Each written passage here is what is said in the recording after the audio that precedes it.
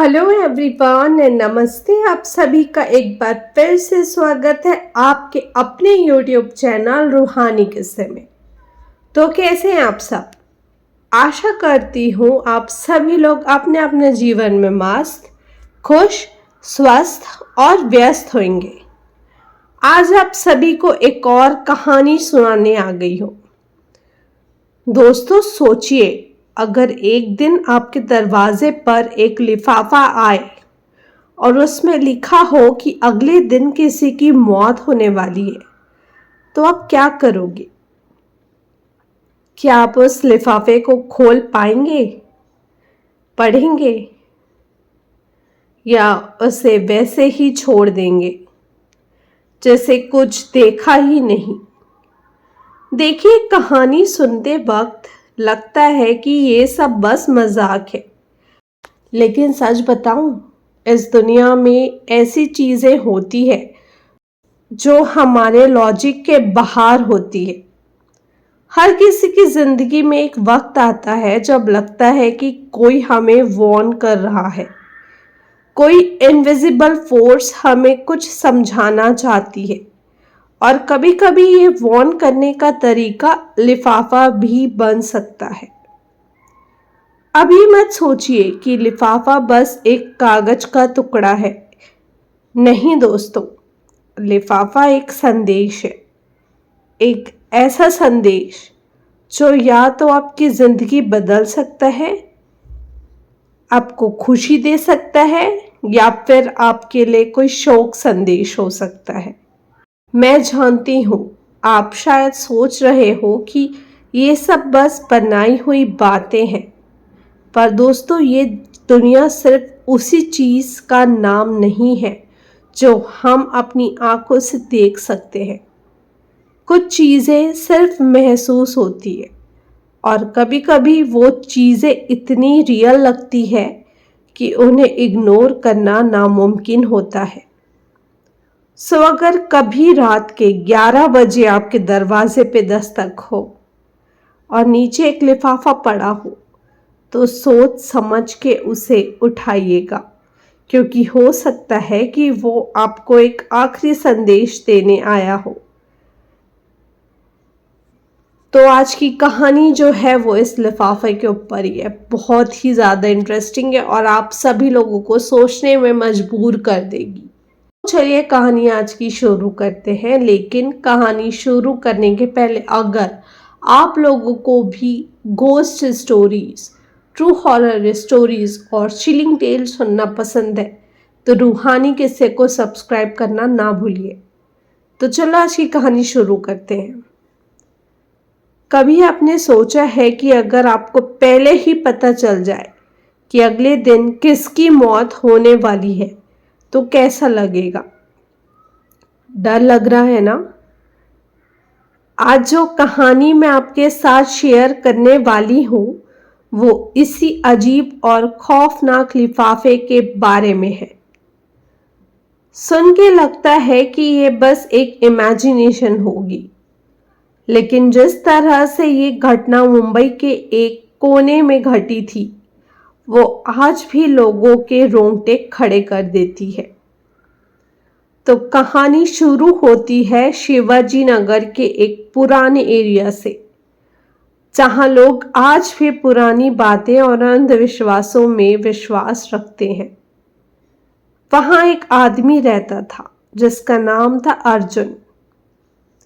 अर्जुन एक middle class आदमी था जो अपनी फैमिली के साथ एक छोटी सी चौल में रहता था। सीधा साधा इंसान था, पर एक रात उसकी जिंदगी में वो चीज हुई जो उसका पूरा जीवन हिला के रख दी। एक रात 11 बजे के आसपास अर्जुन के दरवाजे पर एक दस्तक होती है। बाहर जाने पर उसे कोई नहीं दिखाई देता, पर नीचे एक लिफाफा पड़ा हुआ था, सफेद रंग का एक सादा लिफाफा। थोड़ा हैरान और थोड़ा परेशान अर्जुन इस लिफाफे को अंदर ले आया। लिफाफा खोलते ही उसकी आंखें फट गई। खत में लिखा था, कल सुबह चौल के पीछे वाले पेड़ के पास एक इंसान की मौत होगी जिसका नाम होगा अरुण।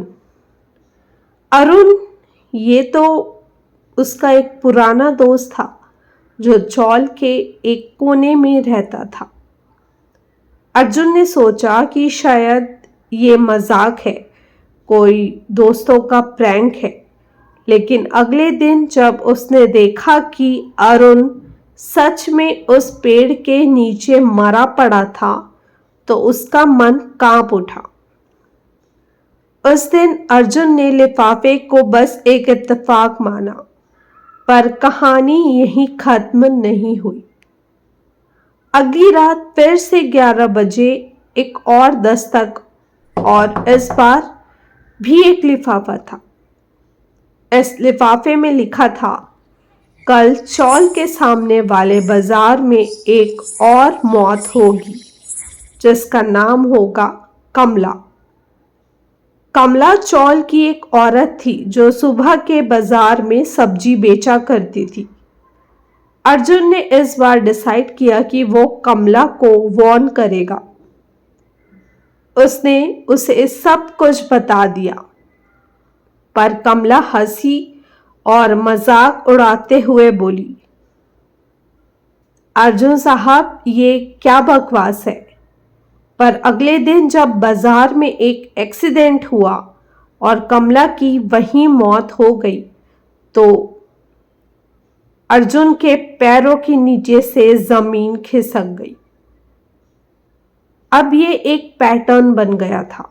हर रात एक लिफाफा, हर लिफाफे में अगले दिन होने वाली मौत की डिटेल्स, और वो मौत होती जरूर थी।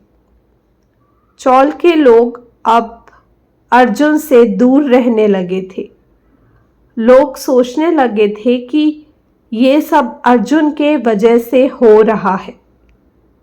अर्जुन खुद भी परेशान हो गया था।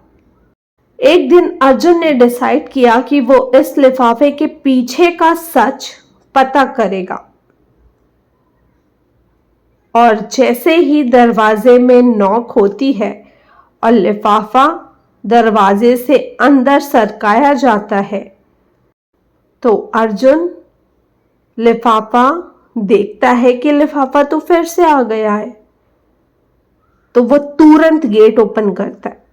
गेट ओपन करने के बाद उसको दिखता है कि एक साया जो दूर अंधेरे में कहीं जा रहा है। अर्जुन हिम्मत करता है और उसका पीछा करता है। साया उस चौल से थोड़ी दूर एक पुरानी हवेली के पास गया और अंदर चला गया। हवेली के अंदर अर्जुन ने देखा कि एक बूढ़ा आदमी एक छोटी सी छतरी के नीचे बैठा कुछ लिख रहा था। अर्जुन को गुस्सा आ गया और उसने गुस्से में पूछा उससे कि कौन हो तुम और ये लिफाफे क्यों भेज रहे हो। बूढ़ा आदमी मुस्कुराता है और बोलता है कि मैं बस एक संदेश वाहक हूं। ये लिफाफे मेरे हाथ से नहीं, उन ताकतों के हाथ से लिखाए जाते हैं जो इस दुनिया के ऊपर है।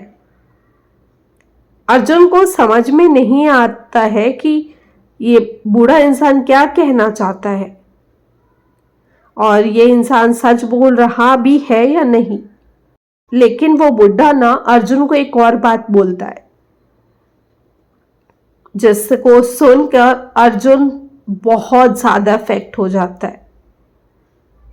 वो अर्जुन को ऐसी क्या बात बोलता है तो चलिए जानते हैं। अर्जुन को वो बोलता है कि अगला लिफाफा तेरे लिए होगा अर्जुन। अर्जुन घर लौट कर आ जाता है पर उसके मन में एक अजीब सी घबराहट होती है। उस रात अर्जुन को नींद नहीं आती है और वो 11 बजे की दस्तक का इंतजार करता है। जैसे ही 11 बजते हैं उसके दरवाजे पर दस्तक होती है और दरवाजे खोलने पर एक और लिफाफा मिलता है उसको। और इस बार उस लिफाफे में लिखा रहता है कि कल शिवाजी नगर की गली नंबर 4 में एक और मौत होगी जिसका नाम होगा अर्जुन। अर्जुन का मन अब कांप रहा था। उसने डिसाइड किया कि वो उस गली में नहीं जाएगा, पर अगले दिन कुछ ऐसा हुआ जो उसके बस के बाहर था। एक लड़की को बचाने के लिए अर्जुन उस गली पर जाता है और जैसे ही वो वहां जाता है, एक भयानक ट्रक उसे कुचल कर चली जाती है। इस बार फिर से लिफाफा की बात सच हो जाती है। आज भी शिवाजी नगर के लोग इस कहानी को याद करके कांप जाते हैं। लिफाफा का सच क्या था ये तो कोई नहीं जानता। बस इतना पता है कि अगर आपके दरवाजे पर 11 बजे एक लिफाफा आए तो उसे मत खोलना। हो सकता है शायद अगला नाम उन्हीं में से किसी का हो। सो दोस्तों, आपको ये कहानी कैसी लगी? डर लगा ना? या शायद सोच रहे हो कि ये बस एक कहानी है, शायद है या शायद नहीं। तो अगर आप लोगों को ये कहानी थोड़ी सी भी अच्छी लगी हो तो इस कहानी को एक लाइक और मेरे चैनल को सब्सक्राइब करना मत भूलिएगा।